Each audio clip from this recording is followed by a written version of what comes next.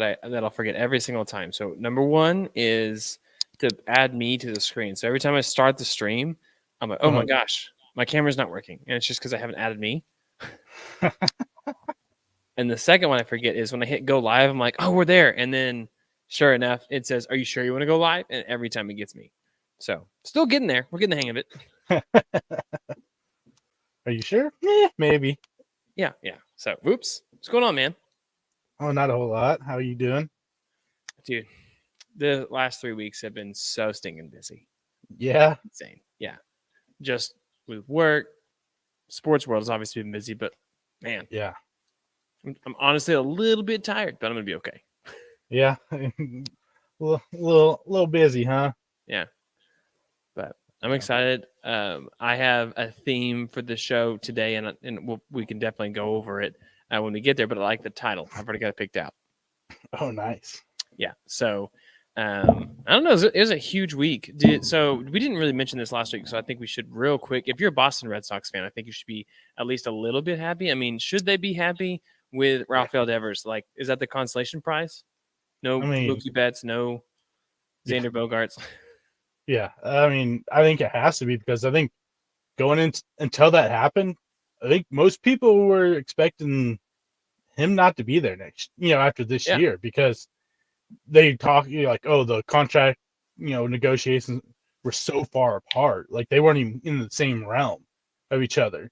Almost kind of like what the whole Bogarts thing. So yeah, for them, it was a big deal that they got him because I mean, honestly, I still don't understand how Bloom, the GM, still has a job. Yeah. What he's done since he's been there is absolutely nothing, and he's lost, superstar after superstar without really getting much back for him. I mean, you look at that trade for Mookie Betts. Now it's basically you got Verdugo for Betts straight up because they DFA'd Jeter Downs, a couple weeks ago, and then you got nothing for Bogart except for maybe or no, you don't even get that. You may get a compensation pick in late first round, second round, third round, whatever. But that's all you got for him. You lost DJ Martinez for nothing. When you had all this opportunity to trade these guys at the deadline, and you didn't. Well, I don't know. So that's one thing. And I'm not necessarily a huge fan of trading away superstar talents for future maybe talents. That's just not my style. But the other thing is you're Boston. You're not a small market. Mm-hmm. So that's what I don't understand. But see, the thing is I get the, not trading away superstars for, maybe something later. But you knew for a fact that you weren't going to re-sign DJ Martinez. Yeah. And you knew. Are you saying JD or DJ? JD, that's what I meant. Okay, I just want to make sure. Yeah. You knew you weren't going to sign Martinez. You knew that the odds of you re-signing Bogarts were very, very, very slim. You weren't really in the playoff hunt most of the season, even though you were somewhat there. But all that you could have did that, and then on top of that, you trade for Eric Hosmer, give up a prospect for nothing, and now you DFA Eric Hosmer. Yeah, and you at that time you blocked your number one prospect, Tristan Casa at first, and then you almost did it again. The Cubs are doing the same thing now. Yeah, I mean, you almost did it again. They signed another first baseman, it's Justin Turner. They're talking like Turner's going to play first base. Oh, that was what it was. Part of it, and so I'm like, what are you doing? How like you said, you're the Red Sox. You have money to spend. Big market, passionate fans. Yeah, how do you not give Bogarts what he wants? I mean, you like the deal that they were offering was so horrible for a guy that has been a perennial all-star since he's been in baseball, one of the better hitting shortstops, and you didn't want to pay the guy. Yeah, didn't want to pay the guy. And I remember the last time the Cardinals were in the World Series, Bogarts, that was his rookie year. And I was like, man. And for him to still be there, 10 years with that team, like you said, nothing. And I know he's the older of all the shortstops, but the dude was still, he was one of my favorite ones. He's so consistent. You can go and pencil him in for what he's going to do every year. But right now, this team doesn't have a lot going for it. Obviously, like you said, Justin Turner's there. Alex Verdugo is not like a world-class baseball player. That's just my feeling on it. So Rafael Devers is incredible. Turner, Tristan Casas is fine. I just don't like this. I just don't like this team. No, I don't either. Going to be battling out for 4th in the division, not 1st.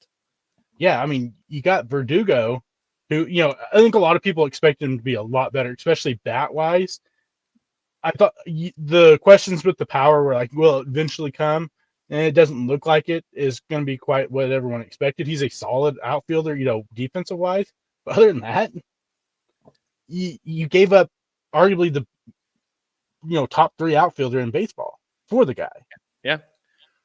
No, I agree. Then you look at their starting pitching rotation, which on paper, if 6 years ago sounds incredible. James Paxton, Corey Kluber, and Chris Sale, sign me up. Now, if they can combine pitch 100 games starts this year, would you be surprised? Absolutely. Yeah, same here. I just don't see it happening. They also have Kenley Jansen, your boy. Yeah, they signed Kenley. Yeah, some of the signings, I'm just like, people are like, oh, I love the Kenley Jansen signing. I'm like, why? He ain't like, for him. I don't understand it either. They ain't gonna compete, and if they do, I'd be shocked. Yeah, but yeah, him and Turner both. Why? Yeah, I mean the Turner thing. Maybe they turn around. Maybe it works out, and they're not competitive. So maybe they trade him to, like, I get that because maybe we'll work out. But I'm not saying why for the Red Sox. I'm saying why is you 2 players. If you're Justin Turner and Kenley Jansen, why? Because I mean, you're at both of you back into your career. Probably got a year, this year, maybe next year left. You're not going to compete for a World Series with that team.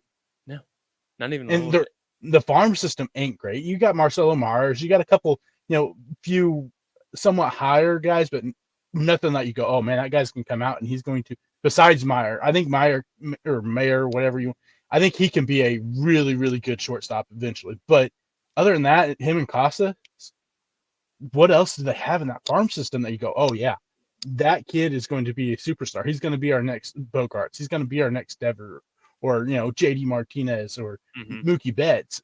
You don't have anything that you can go, man, that's who we're going to rest, our future on going forward. Yeah, there's a lot of rotational talent. We'll call it like that. So not your all-star, but rotational talent is what it looks like there. So it's going to be an uphill battle. I think the other one I wanted to mention real quick for baseball, and we're not going to do a whole baseball preview today. Don't worry. That's coming down the line as we are a month away from pitchers and catchers reporting World Baseball Classic, which I don't always get into, but when the personalities come out, I'm excited to see what happens, and it's baseball. So yeah, right. But the other one we got to talk about real quick is Carlos Correa finally did find a home, and it's the Twins, where the good news, he didn't have to look for a place to rent, I hope. Maybe. Probably not. I mean, I would think he may have kept his place. Who knows? But, man, the saga of Carlos Correa. Yeah.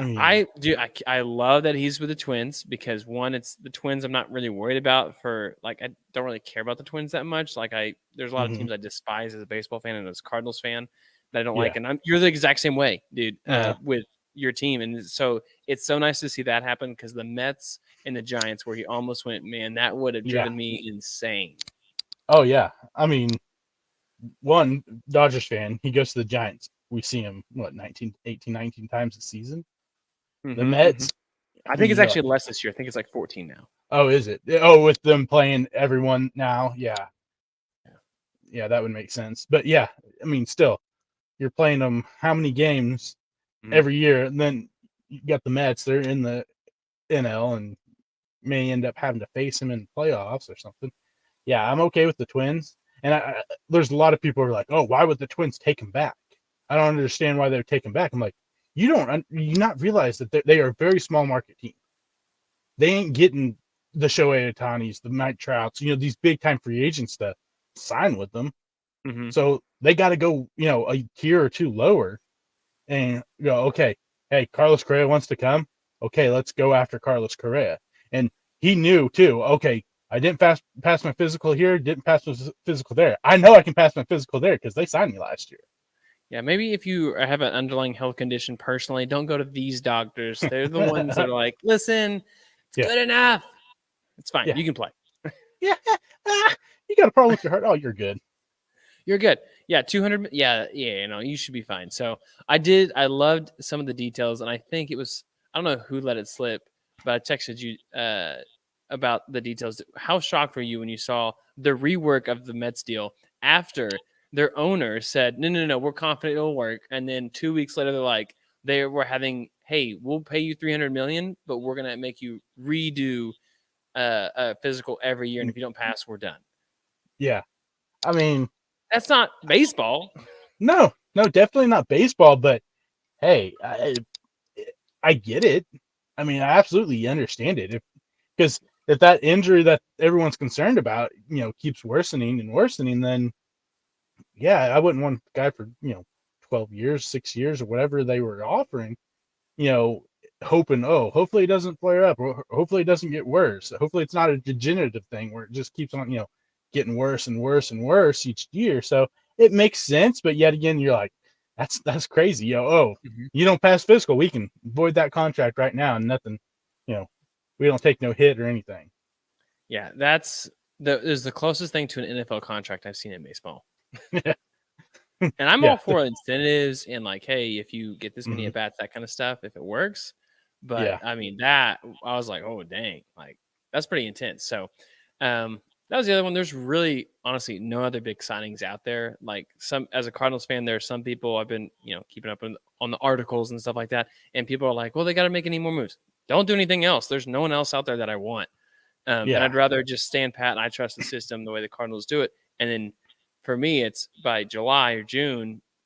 Hey, we can always trade if we need to, but give the team any opportunity that they have right now to make it work. Now, if you're a Dodgers fan, I'd love your take on this because I have a theory, and you should honestly just stand pat for now. Don't worry if you lose the division this year. Not a big deal. Padres are going to Padre, but you're going to get Shohei Ohtani in next year. What are we even talking about? Yeah, I mean, it seems the most inevitable thing that's going to happen. They're trying their hardest to stay under the luxury tax. So I wouldn't be surprised if they just, like I said, stay pat, give the young guys a try. See what we got in Vargas, see what we got in Outman, possibly Michael Busch. You've got Bobby Miller probably gonna see some time, eventually in the majors this year. You got a bunch of young guys that, looking forward, you've got some older guys on your team that, you got Kershaw, who's probably his final year. Is Gonsolin going to be able to do what he did last year? What about Syndergaard? Rotation wise, you've got some younger guys in Miller and Pepio and even Gavin Stone, who kind of came out of nowhere last year, who is like, I mean, you look at those numbers, he was one of the top pitchers in minor league baseball last year. And cool little side story, we actually saw him show up to the Driller Stadium the day. We had no clue. I was sitting there and I'm looking at the guy. He was like standing across the street. I was like, that looks like a baseball player. I was like, that, I mean, he had his bag and everything, and it rolled by and it had number 1 on it. And so it's like either one, he just got sent down from AAA, or he just got called up from Single A. So I was like Googling it and looked it up, and it was like, oh, Gavin Stone just came up, and I started looking at the numbers, and it's like 1.41 ERA with this many strikeouts. And he came up to freaking Tulsa and just 1.9, like 110 strikeouts. And it was, I was like, hey, I seen that guy on the side of the road, on the side of the street. Wow. Talking about minor league baseball right there. That's like the, no, I see him. Yeah. Yeah. Now, and there's like no one there to greet him. He's like looking where he's supposed to go. You're like, I know the way my way around the stadium. Come on now. Yeah.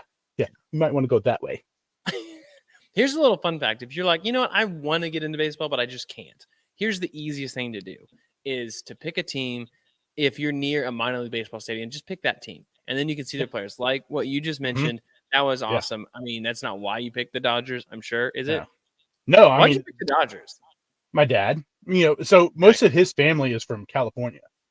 Okay. And so they, he grew up Dodgers fan. He actually was like my grandpa somehow like knew someone within the Dodgers organization where like he got to meet like Tommy Lasorda, Fernando Valenzuela, all those like big guys. Oh man. Yeah, like got to go in like the clubhouse and meet them all. Yeah. And so I became a Dodgers fan because of him. And then it just so happened maybe 10 years ago, something like that the Dodgers minor league system ended up becoming Tulsa and Oklahoma City. And I mean, I've seen most of these guys that are in the majors now, came through the farm system, play. I mean, I even got to see Kershaw pitch in Tulsa, so it's it's definitely a bonus because I get to see these guys work their way up through the minors. Or it's a rehab start. Oh, I can go go to Tulsa and see him.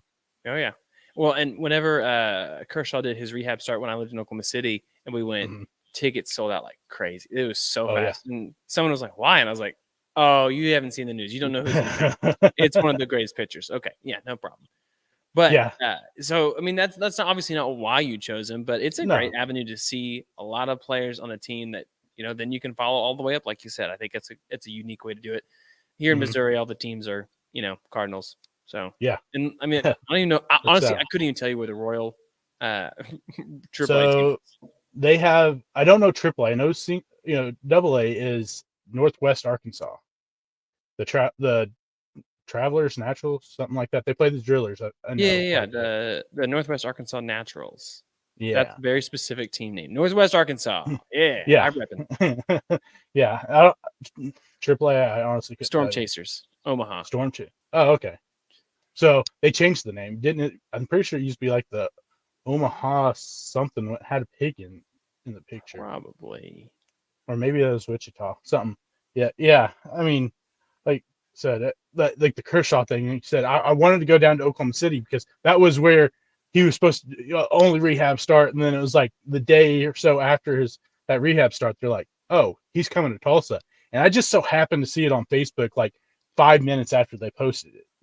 Immediately got on my phone, bought 3 tickets, and I was like, "Okay, I'm not missing the opportunity to see maybe the only time I get a chance to see Kershaw pitch ever." And so I was like, I don't care if it's 2 innings, 3 innings. It's Clayton Kershaw. I mean, it was cool. He got rocked. He gave up like 3 home runs. See, the game I saw, he pitched. It was like 50 pitches. He was like 2 1/3 inning, and he did a decent job. It wasn't like perfect or anything like that, but yeah. Dude, the one time I saw, we were at a minor league game, and I was like, "Who is this guy dealing? His breaking ball is just filthy." And he was, I mean, the hitters, it was like they were playing checkers. He's playing chess. It wasn't even close. And because they didn't have names on the uniform, and all of a sudden I look it up. Osbury Zito. That's awesome. I was like, that makes sense. Yeah. So yeah. Like last season, I went and watched Bobby Miller and Jack Leiter pitch. Okay. And I was like, because I saw the matchup, and I was like, oh man, that's a good one. 2 possibly future aces in baseball. I was like, that'd be a good one. Bobby Miller looked incredible. The fastball, everything. I mean, the slider the kid throws is insane. Tops 100. Leiter, he got smoked. He gave up like 5 earned runs in the first inning. And I was like, no, this is kind of disappointing, but it was still cool to say. I mean, I've possibly seen those 2, future aces in baseball play. I watched Bellinger hit 2 completely out of the stadium into the road. I mean, some of the cool stuff. Yeah. Well, real quick, I have a little detour we're going to take here for a second, and I'll get to it. But did you see the Cardinals have a new bench coach? Matt Holliday stepped down. Oh, okay. Yeah, I think I saw that a few weeks ago. Yeah, because he was the basically bench coach for Oklahoma State. Yeah. And then he decided, like, the closer it got to it, I'm okay. Like, I'm grateful he did it before pitchers and catchers reported. It was weird because we just saw, like, it was like, hey, it's done. He's going to be here. I was excited about it. And then for him to obviously back away, he wants to be more with family. And I get that because he still has kids in school, and his son is now got drafted last year. So that's exciting on its own. But maybe I don't think it's like burn bridges with the future, but it would be a little more cautious, I think, for the Cardinals to do that. But I was a little sad because I was excited to see him out there. Stephanie loved Matt Holliday, so she was excited to find out. But yeah, I didn't know that he stepped back from that. I saw that he accepted the job. I didn't see that he stepped back. Yeah, that's nice. So I know you're big on Bleacher Report. They had an article out this week. I was reading it on the weekend, and it was every MLB's team's biggest offseason regret in the last 10 years. Oh, you know what I realized? There's a lot of regrets. Oh yeah, yeah. So let me just do this. We won't do it for every team, but I'll pick one team per division and see if you can guess what the biggest regret is. Okay. And I'm going to give you one right off the bat because it goes alphabetical. So the first one is the Diamondbacks, and when I said it, I was like, "Oh, I know who it is." Do you know who it was? I'm guessing Bumgarner. No, it wasn't. And so Bumgarner's one I would have guessed. Goldschmidt would have been the number one. But then I forgot about, and back in 2014, Yasmani Tomas signed a 6-year deal. Oh, yeah. I know. Okay. And you're like, oh my gosh. Yeah. So bad. Okay, so we'll go to the AL East. This should be the easiest one. This is the softball pitch for you. Okay? Ready? Slow pitch. Boom. Baltimore Orioles. Baltimore Orioles. And this is only off season, right? Yeah, off season, not in midseason. Chris Davis. Yeah, nailed it. 7-year, 161. He was. And they're still paying him. They're still paying him because he like deferred part of his contract, kind of like the Bobby Bonilla thing. Deferred his contract. Oh, I know. Yeah. It says that in the article. He gets $2.8 million annually from as of today for the next 14 years. Yeah. Chris Davis Day. Let's go. The other one, we're just gonna pick some fun ones. Forget what I said about divisions. The Boston Red Sox. Can you guess theirs? I mean, my guess would be, it's either going to be Mookie Betts or the Chris Sale deal. No and no. No, really? Think position player. I just won another championship. The promotional item as he signed, he's got his arm around an animal because that's his nickname. Right, okay. Pablo Sandoval. Yes, 5-year 100. Which honestly, 5-year $95 million. It doesn't sound that bad, but for what he did was absolutely nothing. Doesn't sound bad now. Back then, yeah, yeah. I absolutely love this one, and I'll get to a point on this here in a second. We're gonna have to start football here. That's probably why people tuned in today. But we're talking some baseball because we're excited. It's January, So Jason Hayward was the Cubs' worst one. Yeah. And that makes sense. 8-year, 184. Do you remember what he said when he left the Cardinals? I don't remember exactly, but it wasn't something along the lines that he wanted to win the World Series or something. He felt like at the time the Cardinals were aging out of contention for World Series and the Cubs were going into it. Now, to his credit, not only he got 2 Gold Gloves in right field, and he did get a World Series after his pep talk, But that World Series window was what, 2 years? 1 year? One.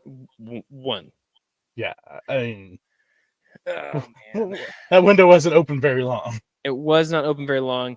So that'll wrap me around to my other point real quick. And so it was the Cardinals who he left, right? And I remember being like, you know what, bro, good riddance. I'm mad, and I'm like, oh my gosh, we're gonna go get Alex Gordon. You remember that? Like, do you remember that? It was almost, and they didn't. Thank goodness he didn't, because that's another thing. He was past his prime. So this last year, or in the offseason, in October, the Cardinal season's done. You saw hopefully, if you didn't know, the MLB spent a ton of money on free agents this all. I mean, a ridiculous amount of money on free agents. So just think about Nolan Arenado, number 2 in the MVP candidate again this year, and was a Gold Glover. This dude could have gotten paid. He said, no, I'm going to stay in St. Louis. He chose to stay in St. Louis. Adam Wainwright talked about how it's so cool for him to see full circle after, being on the franchise 20 years almost, and seeing players choose to stay in St. Louis. Similar how they would in New York in the past, or Boston in the past, or, well, I ain't doing it in Boston now, but like Los Angeles. People are choosing those teams to go be a part of. And it's the success of the Cardinals was still there. So I did really like that. The Nolan Arenado trade was by far the worst one for the Rockies. It's not even close. Yeah. The pieces they got back for that, honestly, I can't even tell you where they're at now. I mean, Gomber. Come on. Yeah. Okay. Who else? They wasn't what's his face in that trade? I thought. No, that was Carson Kelly. That was the Goldschmidt trade. Yeah, the Cardinals ripped the Goldschmidt trade too. Yeah. I mean, not good. Yeah. Some of these were like players that were released. So like the Astros, when they released JD Martinez right before he took off. You see that the Tigers changed their stadium? Yes, I did. They brought it in. Mm-hmm. Yeah. So I thought that made sense. That ballpark was like 420 to dead center. And then it was like an old school ballpark. It was massive. Okay. So Scott, shoot, I just said the first name. That's going to be a bummer. All right. So who's the Dodgers' worst signing that you think? That I think, I mean, if I'm talking if we're talking signing offseason stuff, it has to me the Trevor Bauer thing just completely flopped with everything that happened. But he was traded for, so that doesn't count. No, they signed him in the offseason. I thought he was traded for. No, they signed him in the offseason. It was a massive 3 or 4 or 5 year deal worth it was only it was like a 2 or 3 year deal, and it was like I want to say average year, it's close to 40 million. Yeah. And he pitched 7 games for the Dodgers. And then everything happened. So I mean that one I would think if I'm thinking big time contracts, that was pretty bad. Yeah. I don't know what they said. I mean, honestly, I wouldn't know. Scott Kazmir. Okay, that one was awful. 3-year, $48 million, and it was mostly due to injuries. Is why. Yeah. Not really anything. Now, if we're talking recent bad things that they've done, there's 2 massive ones. You trading Yordan Alvarez for Josh Fields. Yep, that was pretty bad. Who was absolutely horrible in the postseason. The only reason why they got him, back in the bullpen guy, setup guy for Jansen was absolutely awful. And then you traded, oh my gosh, his name just O'Neal Cruz. You traded O'Neal Cruz for Tony Watson. Yeah, no, that one didn't work out either. Well, look at that. Dodgers aren't perfect after all. I love it. No, I mean they traded 2 of. I mean, O'Neal Cruz, verdict's still out. He had a pretty solid rookie year. Dude is a freak nature, but you just traded probably best DH outside of Shohei Ohtani in baseball for a relief pitcher that he is that horrible. Good. Yeah. Can you guess the Brewers? And it happened in 2020. 2020. Yeah. Signing the big Yelich contract. Yep. Yeah. Love it. And he looked like he was going to be just that good, and then it just all went downhill. So 2 Dodgers made the list that were released from other teams. Can you name 1 second? Oh, my bad. Yeah, so we had 2 Dodgers that made the list. I'll bring back to Devin. So if you're still watching right now, I did like some of these, like former Cy Young Award winner Jake Arrieta signed a 3-year, $75 million deal. The Pirates, what they got for Garrett Cole was terrible. But just, man, it's so hard. And I think that's the debate when it comes to baseball is what do you do if you're a fan of a team and your team is always future thinking, tanking because we want to get prospects. And now, don't get me wrong, prospects do come in handy when they blossom and the window stays open. But so often when prospects do come back, then you can't afford them. And so teams like the Cubs, they rebuild and do it again, or teams like the Astros have somehow maintained to keep it. I'm a firm believer in you pay for talent today versus get me those prospects in the future, because the chances that you become great at baseball are so little. Why would you trade away that? Yeah, sorry about my headphones. Monologue. My headphones for some reason also they just disconnected. So there were 2 Dodgers that made the list that were released from other teams that the Dodgers got. Can you name those 2 Dodgers? They're no longer Dodgers now. Or one of them. No. See. I think of Matt Kemp is one, but I don't know if that. No, that was too far back. Too far back. Okay. I think. Oh. There's been some mistakes. Yasiel Puig? No. Sorry. I may have said the question up wrong. Other teams, this was their biggest regret. The Dodgers capitalized. Oh, okay. Their biggest regret. Okay. These are people Dodgers signed. Yeah. And had really good success. So, I don't know. Justin Turner, is that one of them? Bingo. There's one. And Chris Taylor? Nope. No. Nope. So that was a trade. Yep. Max Muncy. There it is. You nailed them both. Yeah. You know what one really, really freaking hurt to read about and remember? What? The Cardinals. Oh, yeah? Oh yeah, it did.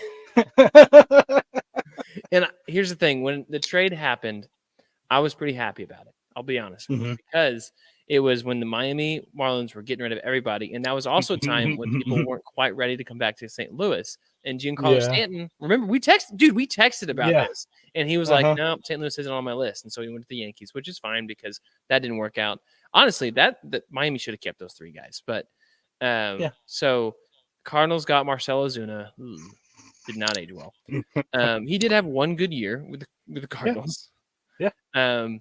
But then they gave up Daniel Castano and Magneuris Sierra.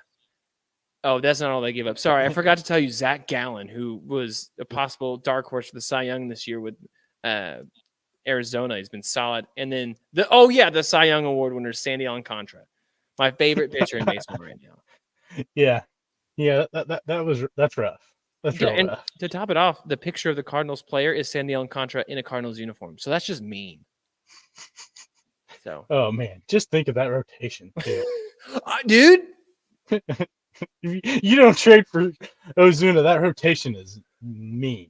Yeah, and I think, but clearly, what the Marlins don't do a whole lot of stuff right, but they do develop pitching and they refine pitching somehow better than most. I mean, they have some of the best prospects that they've had that they've traded for, and they've just fine tuned and done a good job. So, I don't know. All right, we talked a lot of baseball. We got one football thing before we get into football and we start the show. Let's just start the show. You ready to start the show? Let's do it. All right. 3, 2, 1, go. Welcome back to the W Podcast, everybody. If you didn't know, yes, you should know. We are live on YouTube as we're recording this right now. We try to do it every single Monday night about 6:30, so put it on your calendar. We'd love you to join in the chat. Put your sports questions or your favorite restaurants. I don't really care. Just put it in the chat and join. Have some fun. But we're back for another great episode. W, welcome to the show. It's great to be here. I mean, we got playoff football. We had some pretty good playoff football too. We do. We did, and this weekend speaks of volumes to why you want the bye week. Yeah, I mean, there's got a couple of those teams that shouldn't have been scared, and they got real scared. Yeah. So we're going to get to that. But before that, if you're on YouTube, you can see this. But if not, you should go check it on YouTube if you're listening to this on podcast. Because guess what? I'm going to show this off. Check this out. Look at this. Bro. It says Game of End Zones. That's my home fantasy football league that I've been in for 10 years. It's jersey. Champion. Boom. So nice. I think we gave a shout out to the commish last week, Tyler. He's probably the best commish in all of. And no offense to either one of us. I think, Devin, you do a great job, and I try to do an okay job as a commish. But this dude, above and beyond, this was the trophy this year. And yeah, man, it felt so good to finally get. Love it. Got the W finally. Got the W, got the money, or a small buy-in, and then I got the jersey. Felt so good. Yeah, gotta enjoy that. Yeah, so I'm hoping to repeat next year. So anyway, sorry, I got off on the sidetrack. It's literally, I'm not thinking about putting it back here on the wall. I think it's me sick. Yeah, definitely. Let's see what Stephanie says. See where the boss tells you can put it. Yeah, she's probably gonna say no, but that's okay. Yeah, I'll just wear it. Yeah, just wear it every single podcast. Yeah. All right, so hey, let's just jump into it. We had some really great games, and as we record, we don't know what the outcome is yet, but believe it or not, based off last week's projections, Devin, do you know what our records are? I think we're the same. We are tied. Yes, so far, assuming Tampa Bay wins, we'll both get that one correct. That's what neither of us picked Dallas to win, which I think is great. Biggest surprise, just overall, what was the biggest surprise game for you? Biggest surprise game? Yeah, I think it has to be the Bills Dolphins. I don't see how that game was ever as close as it was. Yeah, it's a division game. We have Skylar Thompson as quarterback. And Josh Allen looked awful. He may have had the yards and had a couple touchdowns, but the guy had 3 turnovers. Mm-hmm. So we kind of brought this up, with the Dak Prescott and the Derek Carr, about the turnovers and stuff like that. Josh Allen has had at least 1 turnover, either interception or fumble, in 14 of the 17 games they played this year. He's the most, if counting this playoff game, he has the most turnovers in the NFL. He was, not counting that, he's still tied for first with Matt Ryan at 18. So, yeah, I mean, the play by Josh Allen, I figured would be a lot better against a really bad Dolphins defense. Yeah, so that game, I was watching it after work on Sunday, and I was like you said, surprised when I turned it on and the Dolphins were winning. And when the Dolphins lost, I was like, oh yeah, that's Skylar Thompson. Okay, that makes sense. So that was super unfortunate because then you get rid of all this flip a coin neutral site stuff, pretty much. So that does suck because that's still in play. But for the NFL's sake, you do still have the best teams out there. For me, my biggest surprise, honestly, was the Bengals. It was the other again, both home teams, and you're playing against Huntley in this team that ran the ball well. And honestly, I don't know. I think they would have at least tied it, but I do feel like that would have been a bit of a game going into it had they scored that touchdown. That fumble doesn't happen like that. I can't fathom. That's almost like scripted Hollywood moment right there, or almost that. I have a friend that's like, hey, you know what? I think the NFL might be rigged. It's a hollow thing, you know? Yeah, literally. I mean, two big plays. You're inches away from the goal line, reaching, and then the very last play, you're literally inches away from catching that football. It hit the tip of his fingers. You know, if he was over just like a foot over, he probably catches that, and we probably see it overtime. Yeah. So, I mean, the Bengals, they got extremely lucky. I mean, they got outplayed. Period. I think they had like a total of 237 yards. Burrow only had 209 passing yards. I mean, sacked a couple of times again, which is normal. Yeah, but offensive line is in some. They're in some big trouble. You lose Jonah Williams more than likely. I mean, he didn't come back. I'm guessing that injury. He's probably not going to play this next week.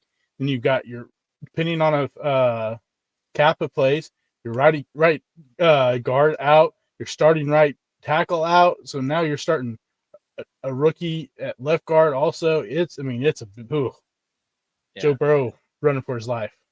Yeah, and I definitely want to talk more about the Bengals than I do about the losing teams on this episode. I think, it just makes sense because they're going to keep playing. But I'm surprised. So one, the Ravens gave the ball so many times to Gus Edwards, 12 times. I mean, I get it, 12 times for 40 yards. That's not bad. It's a little under 4 yards a carry, which is the minimum goal. But you got J.K. Dobbins. What are we doing wasting our time? Like, they ran the ball effectively the whole game. Even Tyler Huntley did 9 for 54. So this is why they were still in the game. And then all that to be said, what J.K. Dobbins said about Tyler Huntley after the game. Did you hear? Yeah. I cannot believe he threw him under the bus like that. Yeah, because he acts like, oh, we have Lamar Jackson. The game's completely different. I mean, Huntley had a pretty solid game. Besides the fumble at the goal line, which, I mean, he was doing what he's probably taught. Reach, at least as long as it touches the line, it's touchdown.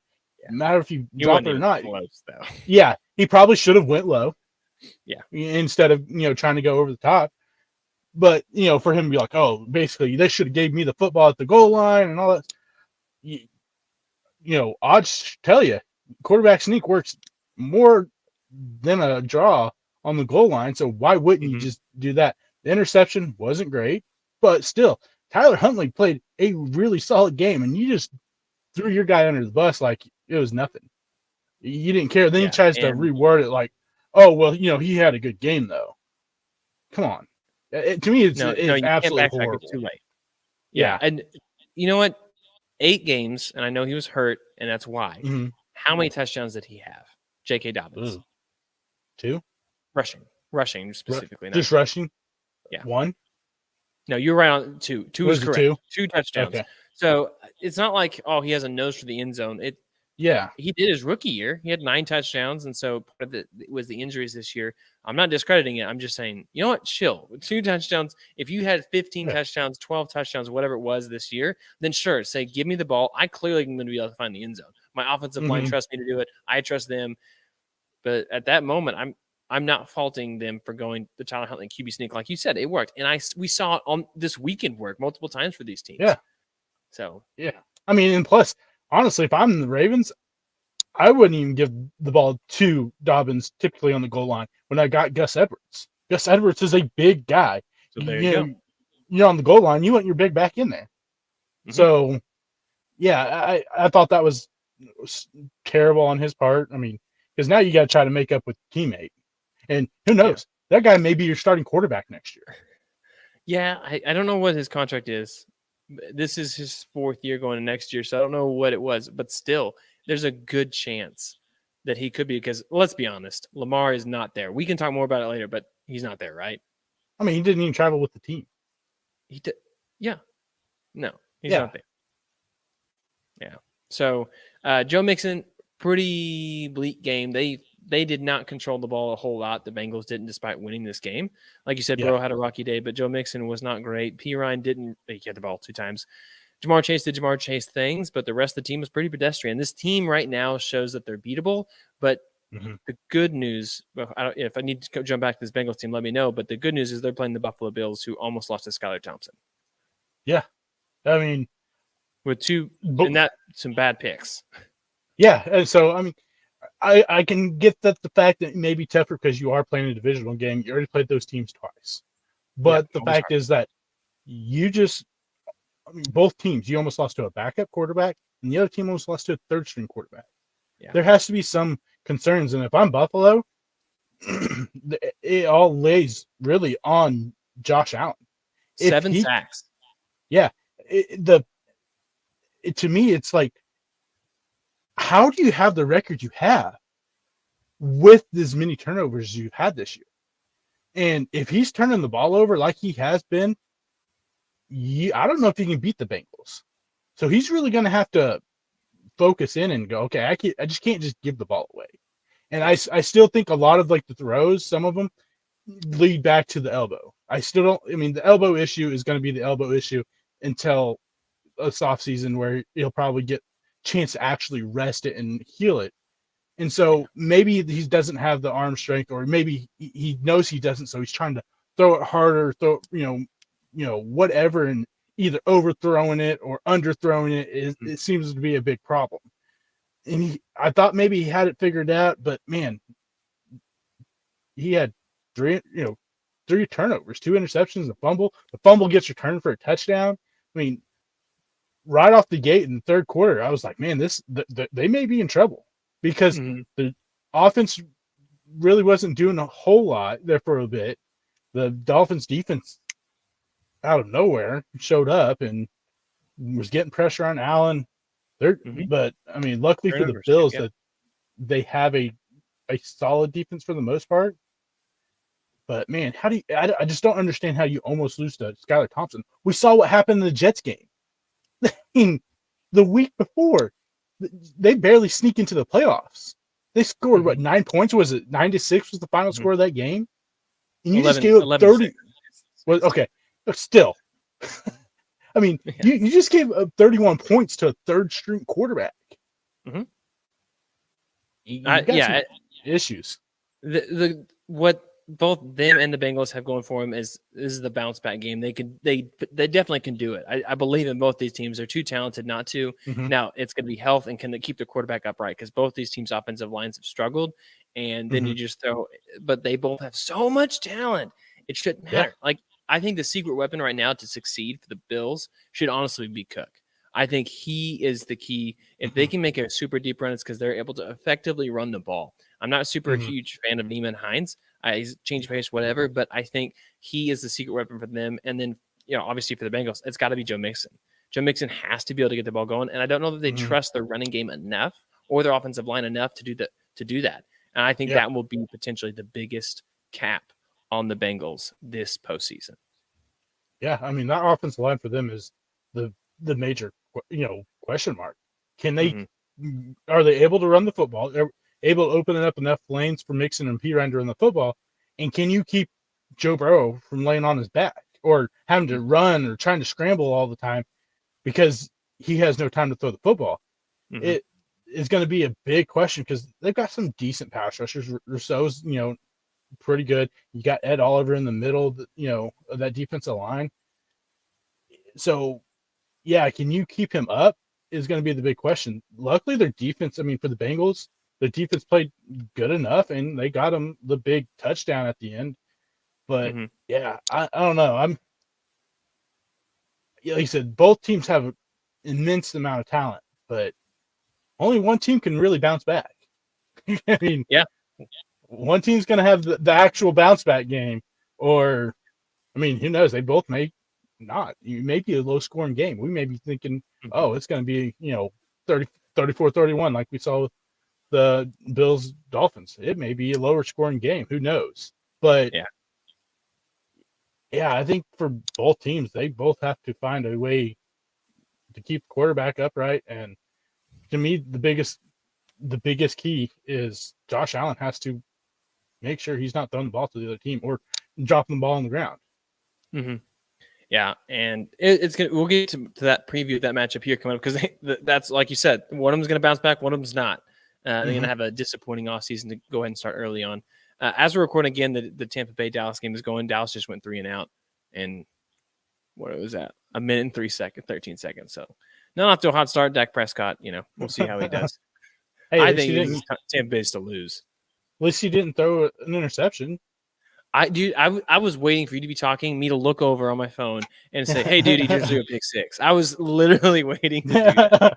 Yeah, I mean, so we're not haters, okay? We just believe in the truth about Dak Prescott. We're not haters. No, I mean that's the proof is in the pudding. I mean, this season was not good. There's no way to talk you the way around it. It was bad. Yeah. Touchdown numbers maybe okay, yards whatever, but man, you gave the ball to the other team a lot and a lot lately. I mean, 7 straight games. Oh yeah, towards the end of the year. Mm-hmm. Yeah, in the most crucial time of the season. Yeah. So the other game I was watching early was Saturday was the Seahawks 49er game, and it was a little bit rainy there, which I always love weather in the playoff game, especially. I mean, it's been raining a ton out there in California, so glad they got to play the game at home for the 49ers. The fans were it seemed like the atmosphere was pretty great.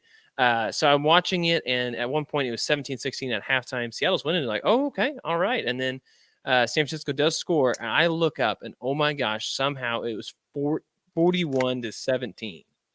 I was like, what happened? I literally turned the TV on, off for a second because Stephanie got home, and I'm like, oh, I'm going to go help her inside and say hi. And then I was like, well, there's no point in turning this on now. Yeah. It was a game for a half. Then second half, I don't know if the Seahawks knew that there was actually 4 quarters and not 2. Yeah, and so I don't want to get on my soapbox about backup running backs right now. I did it once with Gus Edwards. I'm going to do it now with DJ Dallas. Stop giving the ball to DJ Dallas when Kenneth Walker is in the backfield. What are we doing? Yeah. I mean, just look at the numbers for Kenneth Walker this week. And yet you're still going to hand the ball to DJ Dallas. He fumbles. Yeah, it was, I think, what we all expected. The first quarter, first half, no one was expecting that game. No one was expecting the Seahawks to be up 17-16 at halftime. And then the second half was like, okay, yeah, this is exactly what I thought would happen. Yeah. Yeah, they ran away with it. Chris McCaffrey was great. The one thing I don't understand yet is Brock Purdy doesn't seem to look to McCaffrey in the passing game much. I mean, when you have Ayuk and you have Samuel and Kittle, there's really not a huge need, but Kittle and McCaffrey combined for 4 total targets and 1 touchdown total, which McCaffrey got. So maybe you don't need to. Maybe I'm just dumb and overthinking the numbers here. Yeah, I mean, it is a big weapon, though. I mean, Chris McCaffrey isn't your prototypical running back. He's a guy that, catches the ball 70 times a year. And so that you are taking a big part of his offense away from him if you ain't going to be throwing the football to him. But, I mean, I guess right now you don't have to. I mean, Tariq Woolen, who has had a great season as a rookie corner, was just absolutely burnt toast all game. And they picked on him. And I was surprised because I'm like, oh, that's not the guy they're going to go after. They're going to go after the other side. No, Woolen just got smoked time after time. And so, yeah, I can get that part, not throwing the ball to McCaffrey when I guess you don't really need to. But I'm still trying to figure out the whole Brock Purdy thing. I mean, the game he had was incredible. 18 of 30. That's the good news. If you are a 49er fan, is next year you're like, oh, who's going to be the QB? It might be him. Until we get more film on him, I don't know what the league can do. But remember, now he has more film and he's done better, and he's done it now in the playoffs. Now, Billy Zappi, remember at one point we were like, I don't know, maybe Billy Zappi's the guy. Yeah. I mean, the thing with Purdy is that the only thing I can understand is that we saw the bad Purdy in college the last couple of years. Mm-hmm. Was it possibly because he was pressing? Because, I mean, besides Breece Hall, he didn't really have a whole lot around him on the offensive side. So was he trying to press a little more? And now he doesn't have to because he's got Ayuk, he's got Samuel, he's got Kittle, he's got McCaffrey. So maybe he's like, oh, I can play within myself. I don't have to try to be Superman. Or is it the fact that I'm still under the assumption it's because they haven't played a real defense? Yeah, I'm not super bought in on the Seahawks yet, but I will also say one of the biggest differences he's probably noticing now is that he's got a much, much better head coach. Oh, yeah. I mean, Kyle, this was a mid part this year or last year. That was my guy. I was like, to me, he's one of the most underrated coaches in the NFL. Mm-hmm. I love Kyle Shanahan, and he's able to put these quarterbacks in the right position they need to be. And so that could be another big part is if we put Brock Purdy on another team that doesn't have Kyle Shanahan on it, do we see the same Brock Purdy? May not. I don't think so. Unless it's the right coach. But then there's also the fact that are they even really sold on Brock Purdy? Because there's talk like they're already basically saying we'll go after Tom Brady in the offseason. So what does that tell you as a person on the outside? Go, well, if you have Brock Purdy and he does win a couple playoff games, gets you to the NFC Championship, but you're willing to go to Tom Brady, who hasn't had the best season, looks a little washed up, but you're willing to go from a rookie and sign him. To me, it also kind of goes, okay, they're not completely sold on Brock Purdy either. Yeah, I don't think they are, but not Tom Brady. Come on now. What are we doing? Yeah, I could see him in San Francisco. I could see him in Las Vegas. I could see him in a lot of teams, but I think the dude just needs to retire. I think we're done. I mean, probably. The season he's had. One of the first times in his career that at least absolutely sad. For one of the first times in his career, though, I think I've seen him be this bad under pressure. Yeah. I mean, part of it has to be the offensive. It's a different Tom Brady. Yeah, I mean, the offensive line for them hasn't been completely healthy, and they lost a couple of guys. But yet again, Tom Brady, and that has always been the MO. You get to Tom Brady, you can razzle, and so teams have been able to do that with the poor offensive line play for the Buccaneers. But yeah, I think that the accuracy and the arm strength has dipped quite a bit this year. So yeah, why would you? And then on top of that, if I'm the owner, I look at John Lynch and I go, dude, you just made one of the worst trades in NFL history. You traded 3 first-round picks and 2 second-round picks to move up to number 3 to get your quarterback, and now you're not. You may not even be talking about him being a quarterback for this team ever. I don't know if he doesn't with them next year. I don't know who he does. I don't know that he's ever going to actually be a starter. I mean, yeah, if at this point next year, if they sign Tom Brady, they have to look to trade him to try to recap. Get something back from him. I'm sure someone will go, okay, maybe young quarterback. He's got some potential upside if we can, coach him upright. But yeah, I mean, it's got to go down as one of the worst trades, especially if he only starts he started a couple games last year and then started 2 games this year and only played half of one of those games. Yeah. Well, we're going to move on to one of the last 2 games. We'll move through these ones pretty quick. The one that I don't think anyone was really interested in watching was the Giants versus the Vikings. That's just what my feeling was. But Daniel Jones went for over 300 yards, 2 touchdowns, and rushed for another 75 plus. Barkley only had to run the ball 9 times to get 2 scores. The Giants controlled this game.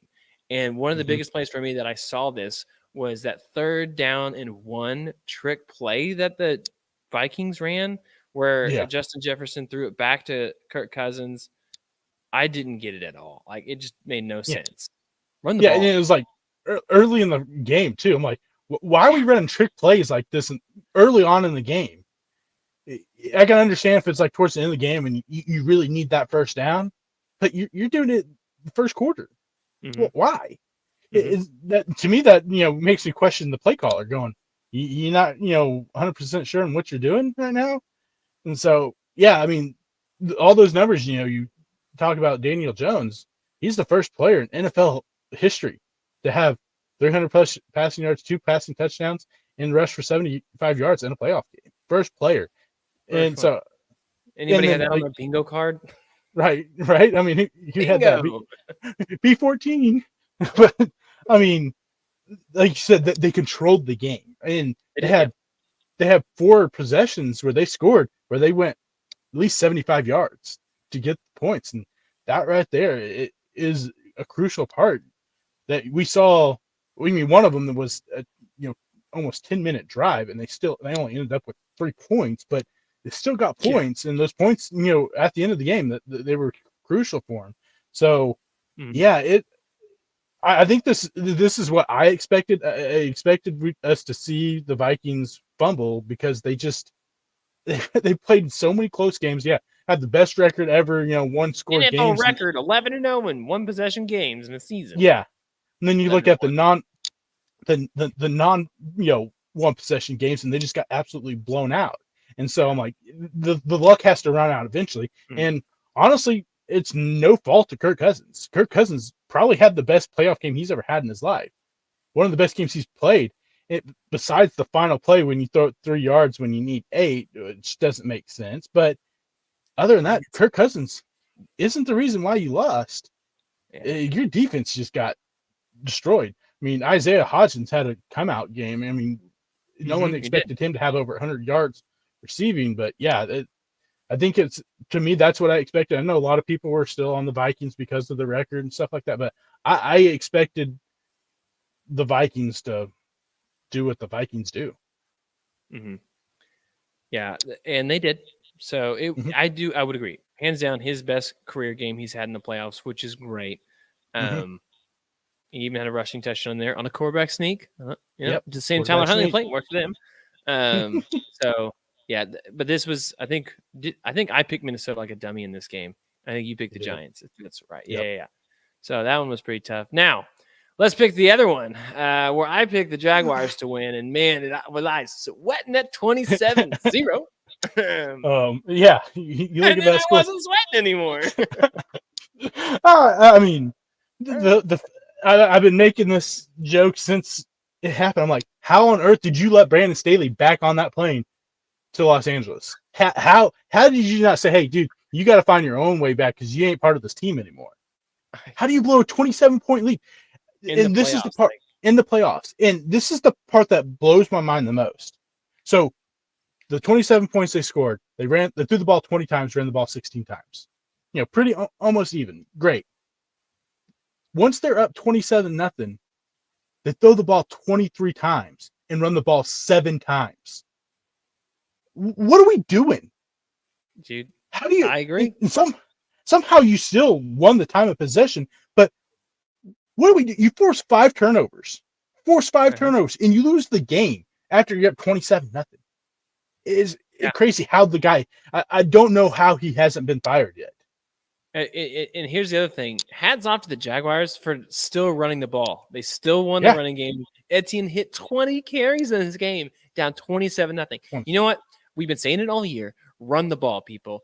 You're down by 3 possessions. Oh, who cares? The Jaguars were down by 4 in the playoffs, and they came back, and I understand. I texted you. I said, Chargers are going to Charger. This is exactly what they do.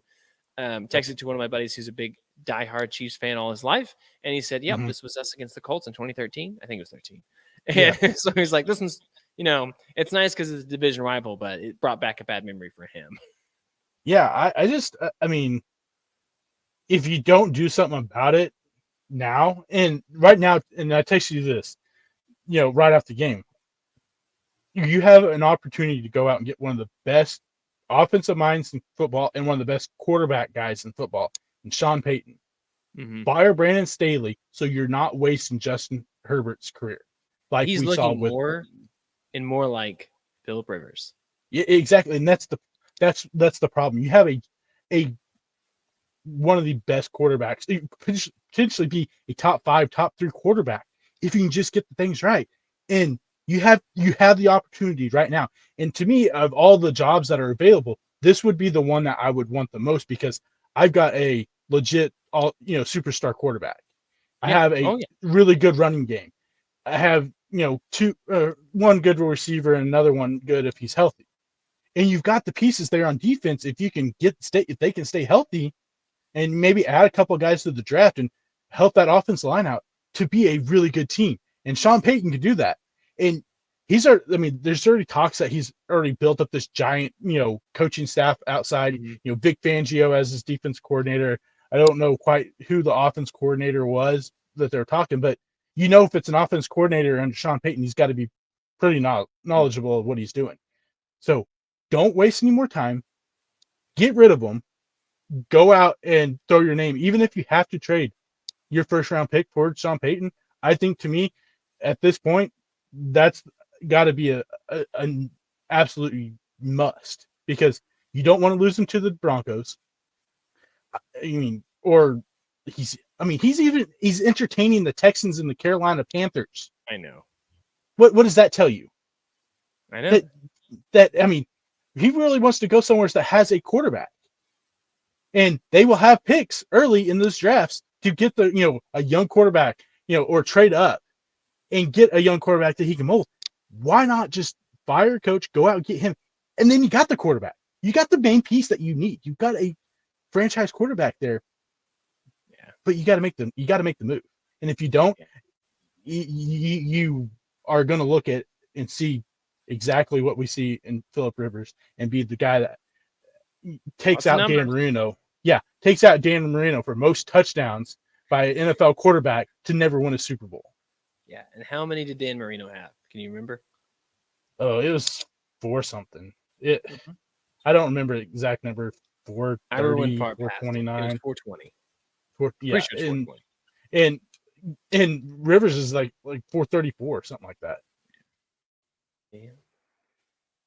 All right, now I gotta look it up. Dan Marino touchdowns. Let's hope I'm not wrong. Maybe, 420. It's one of those weird round numbers that I just remember, like from sports, like, oh, how many home runs does this player have? You can remember those.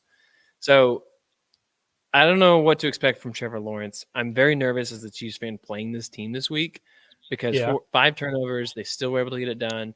I mean, you look at, who you want to cover on the ball? Now, they did pass the ball 47 times, but target-wise, Marvin Jones, 6 targets. Zay Jones, 13 targets. Christian Kirk, 14 targets. Evan Ingram, 11. I mean, they spread the ball really well. And Trevor Lawrence kept his composure, his poise, and fought and had confidence when they went for 2 to get them within 2 points, not within 3, within 2 points, because the field goal is going to win it. That confidence, I was like, they're going to win now. Insane. Great game. We had a lot of really good games in the playoffs, which I was anticipating kind of a dull weekend with the way the matchups looked on paper. But this is why you played the game. Yeah. I mean, every single game except for the 49ers Seahawks game was a really good game. They all came down towards the end. Yeah, and for a half, it was a great game. Mm-hmm. And then, like you said, the Seahawks forgot there was 2 halves.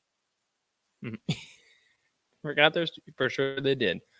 All right, so I think we should consider switching it up to some preview now, and we'll make updates. We'll just have to pick whoever is playing in the Dallas game. I don't really know yet, but we're going to find out. Be good with that? Oh, yeah. That's what I figured we'd do. Just kind of assume. Okay. Cool. Yeah, I just want to make sure we didn't miss anything if I was jumping too quick. Nope. I think we're good. So we're going to start with the first game of the weekend this upcoming Saturday at 3:30. I'm upset about it, but I'm excited because I get to watch, which will be nice. So that's nice, because if it was luckily there's no noon Sunday games in the playoffs. That one's the toughest one for me to be able to watch. But anyway, so we got the Jaguars at Arrowhead Stadium with the Chiefs. The Chiefs are favored right now by 8.5, which is not as much as some of those games this last weekend. And the weather at the moment looks like there's a chance of rain, and it's going to be chilly, so 40, which I like because the Jags are a warm weather team. So let's just take any advantage we can. Who are you favoring in this? I mean, I ain't picking against Patrick Mahomes. It's not a smart thing to do when it comes to playoff time. Patrick Mahomes, Andy Reid, they just know how to win when they need to win. Yep. And the Jaguars, incredible comeback. 5 turnovers. Besides, the comeback, Trevor Lawrence hasn't looked the sharpest the last 3 weeks. He's had some rough couple games, and I would be a little weary of that. And we've seen him play before already, and the Chiefs, I mean, it was somewhat of a close game there for a little bit, but the Chiefs won that one. So I'm gonna go like I said. I'm gonna go with Patrick Mahomes. Andy Reid. It's just how can you pick against them, especially with a quarterback who's only played one playoff game in his career? Yeah, I agree. The Jaguars right now, it reminds me a lot of the Oklahoma City Thunder in 2010, that first year when they played against the Lakers, and they pushed it to 6, didn't make it. And the next year they went a step further. The next year they went a step further. I think that's the trajectory that you could see potentially. Now, no, let's not get ahead of ourselves. The NFL, they could be a terrible team next year. Who knows? But that's the trajectory you should be able to take with this Trevor Lawrence-led team as he gets better, because he took leaps and bounds much better this year. And now four turnovers is pretty rough in this first start, but he still won the game. And that's why you can't count him out. But I am going to pick the Chiefs. I think it's going to be a close game. I think it's going to be a one-possession game. I think most of the games this upcoming weekend will be that way. It's going to come down to one possession, one big play or big mistake. And right now, don't get me wrong, Patrick Mahomes turns the ball over a lot because he takes extra chances, but I'm going to pick him because, like you said, you just can't go against it. Home field advantage. Arrowhead Stadium's insane, and it will be really crazy atmosphere for the Jags team to come in and try and win on the road. Yeah, I mean, I just can't see a Patrick Mahomes and Andy Reid led team blow it. If it is, anything like last week, a 27-point lead or even a 17-point lead. I just don't. I can't see them doing that in the playoffs because it's Andy Reid. It's Patrick Mahomes. Gosh, I hope they know. They just know how to win, and that's what it is. Yeah. So the next game on Saturday night is the Giants versus the Eagles, and yes, these two teams did play 2 weeks ago. 2 weeks ago, yeah, 2 weeks ago on the 8th, where the Giants did win. Jalen Hurts did not play in this game. And then the one that Jalen Hurts played, let me check it on that real quick. Any big theme storylines? You said the first game the Giants Eagles played with Hurts, and they smoked them. It wasn't even a close game. Yeah. How long ago was that? Oh, that was in week 14. So that wasn't, 48-22. So do you feel like this is more of a repeat for that? Or do you think that this is going to be much closer because Jalen Hurts isn't quite back to 100%? And we've seen a little bit more, I don't know what the right word was, just cracks in the armor for the Eagles, who looked almost unbeatable earlier this year. Yeah, I think the late season woes for the Eagles can be kind of pointed back to the, Jalen Hurts not playing. But Jalen Hurts not playing, I think, is going to be the reason why it's going to be a lot closer because he's played one game in the last, 4 weeks. So there's going to be a lot of rust. And like I said, how healthy is he? Is going to be the biggest question. How healthy is he, and how much rust is, there? Is he able to knock the rust off and see the Jalen Hurts that we saw pretty much up until week 14, 15, and him be that dominant quarterback is going to be the big question. So I'm going to go with the Eagles, but like I said, I think this is a really close game. I mean, it's tough. You're playing a divisional team. You already played them twice, and granted, one of them was without your starting quarterback, and you lost. But I mean, the defense has looked a little meh the last few weeks, and even without your starting quarterback, your defense still should be close to what it was at the beginning. Throughout most of the season. I get you're probably on the field more because Minshew wasn't able to really move the ball except for against Dallas. And so that could be an issue. But defense isn't the best. But I would still expect the defense to play better than it has. Yeah. And it didn't play good the last week of the season when Hurts did play. So I don't know. I think it'll be a real close game. Like I said, I think one possession game is a very realistic chance, and I don't expect the 40 whatever to 20 game that we saw in week 14. So yeah, I'm gonna go Eagles, but I think it could be a really close game. Yeah, I'm upset because I'm gonna go Eagles as well, and I do think like all these games this week, upcoming weekend, is probably gonna be a one possession game. But if that's the case, I'm gonna take Jalen Hurts, even if he's not quite back to 100%, because I love the talent around him more than I like Daniel Jones' talent. Now, Daniel Jones is no slouch when it comes to running the ball, but he's also no Jalen Hurts either. Now, I wouldn't expect Jalen Hurts to run the ball nearly as much in this game just to keep him as healthy as possible. That's not what the game plan is going to be. But if people didn't know this, with 30 something less carries, he pretty much had the same total yardage and he had one more touchdown than Saquon Barkley did. Miles Sanders did. So he had a very, very productive year. Talk that with the dual threat of Jalen Hurts as well. And then you look at the receivers. A.J. Brown is already good, and Devontae Smith. I just really like the talent around this team. And so I'm going to pick them. It is going to be close, is my opinion, my thoughts around it. But they are projected to win by 7.5 right now. That's the line on it. So Vegas is thinking it's going to be a one-possession game as well. But it's going to be weather should be fine. It should be cool. That's not a problem. These teams are fine with that. So I could see why this game is the later one. This is a bigger market. Giants, Eagles. I mean, that's two really good NFL teams. And there's not a whole lot of Jaguar fans outside of London or outside of Jacksonville. So I guess it makes sense why the Chiefs are the early game. Yeah, definitely. Yeah, I get that. You like that London plug? Yeah. I mean, they did mess around with the idea of moving there. So, yeah. They did. Did you I didn't say did you. Would you want to see a plot line of the viewership for any Jags game and see if they go worldwide? Do we see London do we see Europe like, oh yeah, my Jags, you know? I mean, I know over in Germany there's a big Seattle, like weird following. Yeah, weird all the place. But I mean, I don't know. I definitely wouldn't want to see the Jags play in London. I think it would be ridiculous. Teams having to travel to London. It's too far. No, just don't even think about it. If you want teams in London, start up the EuroLeague again or something. Yeah, USFL and then the EFL. Yeah, this is gonna be real confusing then. So the other game, now this is going to be the hard one. There's no line on it yet because the game is still being played right now. But the 49ers will play the winner of the Tampa Bay Dallas game. Dallas is now up 6-0. They missed an extra point. Go figure. So there's that. But I think we're looking at either Tom Brady or we're looking at Brock Purdy playing on the road. And so we just got a quick question. John just asked us who y'all got, Bucks or the boys tonight? Man, John, I'm curious. Who do you have going right now in this game? Because I'm nervous to what I say here. I mean, is this a passionate fan here?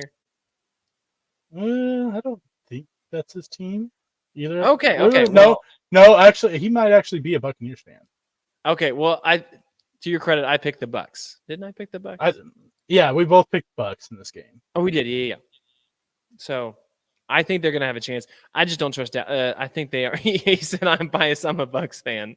There you go. I appreciate the honesty. We're all a little biased towards our teams. So that's the question. So we're all picking the Bucks. Let's just play it out, the predictions. The Bucks win. They're playing in San Francisco this upcoming weekend. Who do you have? And so I knew we would be recording when this game was going on. And so I was like, if Dallas wins, I'm picking the 49ers 100%. If the Buccaneers win, I'm a little more on the fence because it's Tom Brady. There's no way they're going to get blown out like they did during the season to the 49ers. There's no way Tom Brady lets that happen. And so I'm going to still go with the 49ers, but I'm going to say it's a field goal game. And Brock Purdy does enough just to edge Tom Brady. But would I be surprised if Brady wins that game? Absolutely not. Not even a little surprised. Just because it's Tom Brady playoffs. The guy wins Super Bowls. His winning the chances of him winning the Super Bowl is more than Steph Curry to make a 3, which is absolutely insane statistic to think about. That is ridiculous. So I'm going to go with Tom Brady. I'm going to go with Brock Purdy, but in a very close game. And I think this will be the first time we maybe see somewhat of a difficulty for Brock Purdy. Yeah, one of the biggest things I think that Tampa Bay has going for it to win this game is they're 5-4 this year at home, while the Cowboys are 4-4 on the road. That's pretty typical. You look at San Francisco. If they go into San Francisco where they have a really good home field advantage, and the Bucks are 3-5 on the road, and the 49ers are 8-1 at home. And I just think Christian McCaffrey and the talent that they have with Debo, I think it's too much. I think it's too much. And like you mentioned earlier in the show, I think that Tom could look at this and be like, ooh, look at that. That looks pretty nice. I could see myself in this uniform. So maybe that's what happens. So for me, I think the 49ers are too good at home. Brock Purdy, Jimmy Garoppolo almost the same guy. I think Jimmy's still better, but I'm going to pick 49ers to win this game, especially that defense. Nick, the Bosa, good Lord. Yeah. How are they this good? And I saw him on the sidelines more often than I expected in this game in the playoffs, but his motor was always 110%. So like whenever he was coming in, he was just super fresh. Yeah. And like I said, I think that is a big factor is the home field. Yeah. But like I said, it's Tom Brady. It's kind of the same thing with Patrick Mahomes. Can't really count the guy out when it comes to playoff time because he wins games that you go, man, how did you win that game? And honestly, towards the end of the season, as bad as they were playing, him and Mike Evans seemed to get back a little bit on track. And if they're able to throw the ball, which is a big if because that offensive line is not good. And John said Donovan Smith's having problems with Micah Parsons. He's going to have a lot of problems with Nick Bosa also. And so if Tom Brady is able to throw the ball, if they are able to, match up like the Seahawks did, and I think the Buccaneers do have a better defense where they basically, we ain't going to throw towards Charvarius Ward. We're going to throw towards Lenore. And you've got Mike Evans and you got Chris Godwin, two really good wide receivers. Godwin could be a big factor in that and picking on Lenore. So that's where I go, man, there's a chance. And I feel like this would be the game. Brock Purdy looking across the sideline going, man, that's the greatest to ever do it. I have to be on my to be on my game. And that has to be an intimidating thing to do. Regular season, you go, I shouldn't be playing. Really, I was the last pick in the draft. I'm only here because Garoppolo and I'm irrelevant. Yeah, and so now I've got playoff, chance to play in the NFC Championship, and I'm looking across the guy that's won 7 Super Bowls, the greatest quarterback to ever play this game. That's got to be somewhat of an intimidating factor for him. Yeah. Well, I will say this. Tom Brady this year on the road, his completion percentage is down 4.5%. His yards per attempt is down 1.2 yards. And it's down to 5. It's 5.7. It's pretty brutal. And his touchdowns to picks was 8-5. And compared to at home was 17-4. And in close games, he is pretty good. He got so those numbers don't look bad or anything like that. And in the fourth quarter in a close game, he's still Tom Brady. So I think that's the biggest thing. And it's the second half of the year that's what's getting me is his numbers went down, his picks went up, his touchdowns went up, but overall, that's the only positive thing. So I'm just a little bit nervous that maybe I say this. Tom Brady, maybe we're seeing the end of it here, and I should shut up because if I look at his January numbers, his completion percentage is 75, his average yards per attempt is 8.3, which is great. So small sample size, 2 games, but still 4 touchdowns, no picks. You know what? I'm done. Picking the Bucks, right? I talked myself into it. Yeah, it's hard to pick against him. And so that's where I'm at. Do I go with the guy that was the last pick in the draft? In quarterback, I know it is a team sport, but quarterback is the most important position in football. It is. Because if it wasn't, the Jets would probably be in the playoffs because of their defense. Yeah. But you had, who knows, Mike White and Zach Wilson and Joe Flacco. We even seen Chris Streveler throw the football for that team. Oh, yeah. Dude, I forgot already about him. I miss him. And so San Diego State.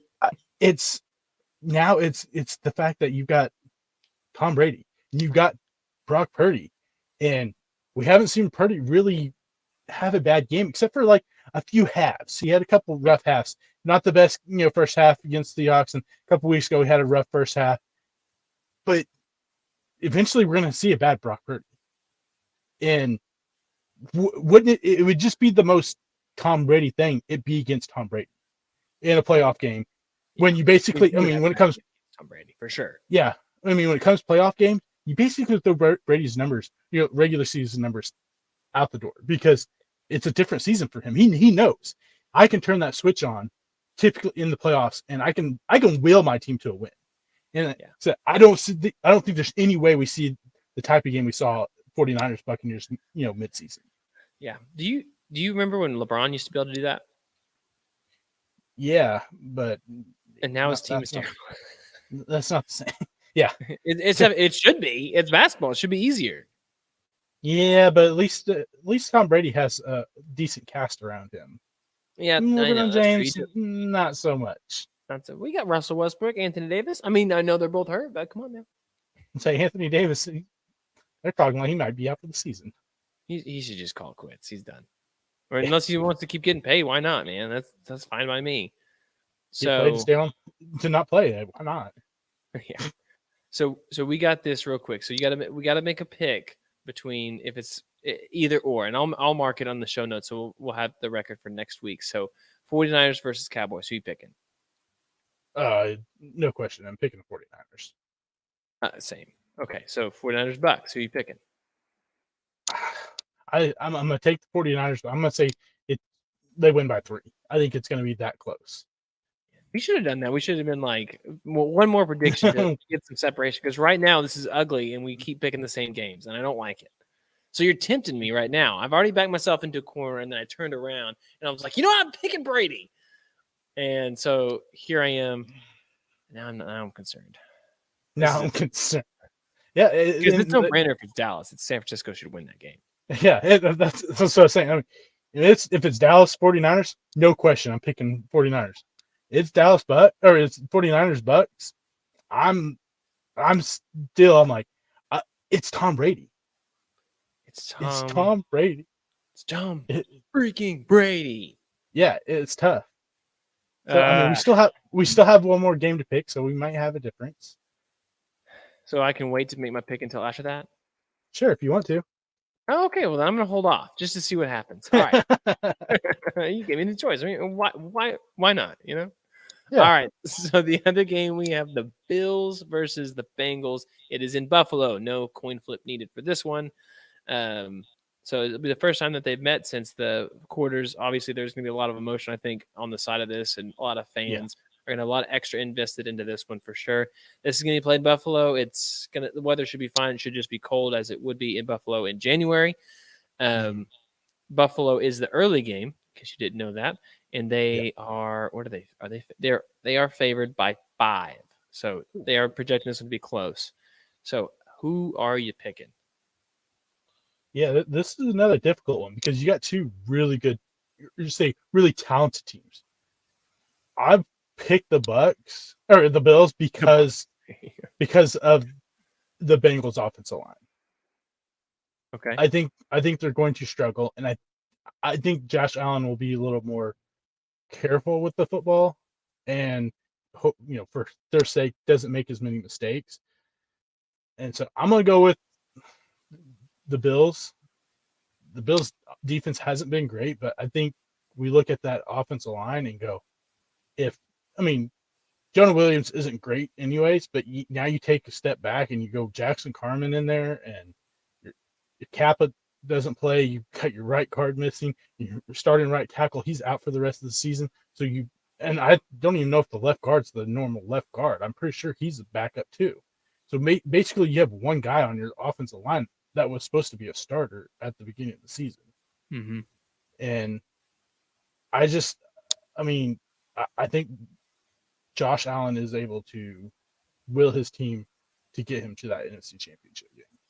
Yeah. I think this is the game that I can't believe they made it the 2:00 game, to be honest with you, because everybody in America, I think, is going to end up watching this game. And my biggest concern to pick the Bills is the elbow. I'm just nervous but at the same time, if the other side of it is, well, what happens if there's 4 turnovers from Burrow or 8 sacks? Like, I could see it going that way, no problem.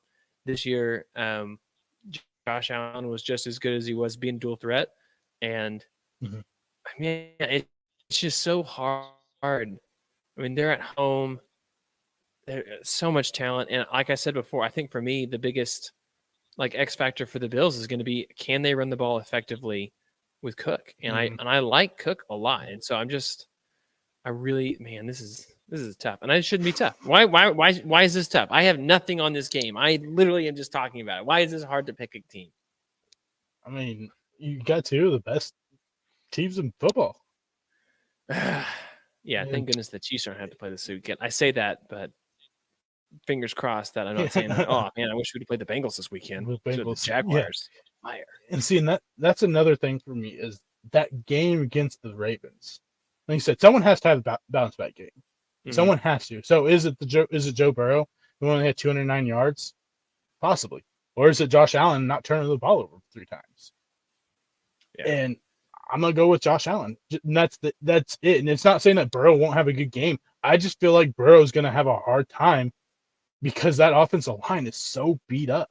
It's this offensive line. So I was talking to my dad about this. I'm like, you go in the offseason, you go, okay, we have to shore up the offensive line. You go out and spend money. You get Kappa, you get Lyle Collins, and you try to get better. Well, now Jonah Williams, which I was never a fan of Alabama offensive lineman. If you know, I don't mess with Alabama offensive lineman. So you got him, out now, and he didn't have a great season. Offensive line has just gotten worse than it was last year. And now it's even worse now at this point than it was at the beginning or even 3 or 4 weeks ago. And we've seen Burrow having struggles in, the Ravens pass rush is way better than the Bills. Hands down, it is. But it's still a big game. And they don't look like they're willing to run the football right now. Joe Burrow is going to be throwing the football. Do we see Joe Burrow getting hit as much as we do? And I think there's a very good chance. Yeah. And so, when you have a mentor and you go to them for advice and they pick your brain and they give you a little bit of nugget here. So Devin's my sports mentor. And so I just go to him and he helps me solve my problems in life. And so I'm no longer struggling with what to pick. And I've chosen the Bills to win this game because of all the things he said. It just makes sense. I feel safe. I feel safe with him. I feel safe. Oh, man. Yeah. I don't know if you saw Brady with the pick in the red zone. So there you go. They looked like they were marching down the field. So the beginning of this game, it was 3 and out, 3 plays, 0 yards, 3 plays, -2 yards, 3 plays, -5 yards, 3 plays, 5 yards, all punts, right? So each team had 2 possessions and the total yardage combined, -2 yards. Wow. But then Dallas, 70 plays, 80 yards, touchdown, missed the extra point. I think it was missed the extra point. Is that right? I hope I'm not saying that, and it was actually a 2-point conversion. Yeah, right. Missed the extra point. And then the pick for Brady in the red zone. They were at the 5-yard line. Ooh. John, I agree. Tubbs is very sharp. And maybe we could start a side business for you where you can just be like sports mentorship. And people are going to think it's like how to play sports, but no. This is wisdom in sports. This is how to think about sports. Yeah. So I think I've decided also if it's Tampa Bay versus San Francisco, I'm still picking San Francisco. I didn't want to, but I did. Fine. I'll switch mine. I will go the Bucks if it's Tampa Bay. You're just doing okay. You're just doing that to change it up. I'm pretty sure I was the one that came into this conversation more convinced on the Buccaneers than the 49ers. You just kind of talked yourself into it. Or almost talked yourself into it. I mean, it's Tom Brady. So I'll go ahead and change it up. I'll go Tom Brady and the Bucks over the 49ers. And I'll feel confident about it. Yeah. Okay. Well, good. Well, I appreciate it. Thank you. I'll feel 51% confident. It is gonna, So it'll be close. I don't know. I'm not sure who's gonna do it, but nobody's sharp in the top. Thank you, Dan. Yeah. I mean, a lot of love for Devin. That's good. This is good. I mean, I agree. I could put it in the chat too. Should I put it in the chat? No, I don't. I'm telling you, you guys. James tries to play it off like he's not. Oh, well, he knows way more than. James is very, very sharp when it comes to talking sports. No, I appreciate it, but let's just wait till draft season, and then you have like a sheet and a half deep of all these prospects, 2 of them that I've heard of, and it's like, oh yeah. Okay, cool. But that's just because the draft is like the most intriguing thing to me when it comes to football. Yeah, and you're a combine guy too, so I remember that. In high school and stuff, you'd be like, dude, I can't wait to combine. And I was like, what are you talking about? Because I didn't have an NFL Network back then. And you're like, I'm going to watch. I know. And I'm like, college football is over. So that means I can start, doing a little more research, watching video. Like Will Levis is a guy that I'm really like, okay, I guess I have to watch more because everyone's like, dude, it's literally the Josh Allen thing. We're like, oh, he's got all the tools. He's got all the tools. Yeah. And I've watched. To his credit, he has made progress every year, whether it's completion percentage, yards. Like he's doing some of the right things. I'm just not sure that the ceiling is as high as it could be, but I didn't think Josh Allen was a good pick. Oh, me neither. Yeah, exactly. And that's where I'm like, maybe I'm just not looking at it right. And so maybe I need to go back and watch a little bit more, film over the last few years and see how he's progressed. Because like I said, numbers that are there. And yeah, I mean, we can't talk about this because we're going to get off into a big tangent about it. We'll get more into it in about a month or so once combine and everything starts. But yeah. To me, that's exciting. Most people are probably like, oh, why would you? I get to go YouTube, get to watch highlights, and kind of break down. And that we'll have some not on podcast stuff too. I think we have something planned, some rankings and prospects, stuff like that. I think that we're going to a whole new level for the podcast this year. We're going almost into year 3. Not almost. We're getting close to year 3. Yeah, 2023. It's going to be a big year for the podcast. It is. I have a feeling. Yeah, and if you join the podcast today or you're listening to it right now and you're like, oh man, the podcast is almost over. It'll be next week till I get another one. There's some bonus content on YouTube that you can get. And yeah, we went into some baseball, a little bit of football, but mostly baseball. So go ahead, check it out. We would love for you to subscribe. And I got to tell you, today, one of my favorite things about the whole thing was, one, you convincing me and just all about the Tom Brady stuff. But the second thing was our guys, Dan and John and everybody else just joining in the chat, putting your questions in there. Thank you guys so much for joining the podcast today. It was a ton of fun. Yeah. I mean, people coming in and, interacting with us, it makes it, even better. We had a lot of fun doing it, just the normal recording. And now the live YouTube, I think it makes it even, gives it a different aspect where we can communicate with you. And, we're always like, that was one thing I was like, man, I would like to get people to ask us questions, so we can answer them, but it's kind of hard going, oh, well, I got all these questions and trying to remember who asked it. And so this aspect here, I think brings a different, level to the podcast that I think is going to make it even more exciting going forward. Yeah, I did have one of my buddies. He came up to me he hit me up and he goes, hey, listen, I listened to the podcast and I heard what you said, for the record, Kansas City, he's a Chiefs fan. He goes, I heard what you said about Jalen Hurts and the MVP. I don't think so. I was like, hey man, I was just saying, without him, they're 0-2. I mean, his name's Duro. So dude is legit. He's a heck of a fan. But I just wanted to give him a little shout out today as well for just coming in and just, sharing his opinion. That's what makes sports so much fun. I think we say that almost absolutely. Just make sure you bring in your opinions. You're bringing facts too. You're right. And if you didn't know that, follow us on Instagram, Twitter, YouTube, because Devin's bringing the heat. Okay, he's running the social medias, and you better watch out. Okay, what was it? 6% or 4% of quarterbacks? What was that stat? 6%. 6% of quarterbacks who started in the NFL have won a Super Bowl. Is that right? Yeah. Don't you come at him with any weak sauce. Okay. I could have even went even broader too. Just players that have been on NFL teams. Because that number would have went even higher. Would have been like 2% quarterbacks. And so I was like, Well, we just lost our boy Dev.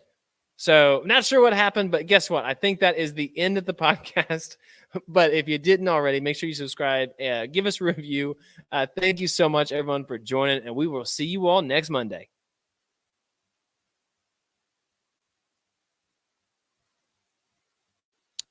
That was weird. I just like the wrap up, so you get bonus content on the end. I don't know what happened. I don't either. It just went black.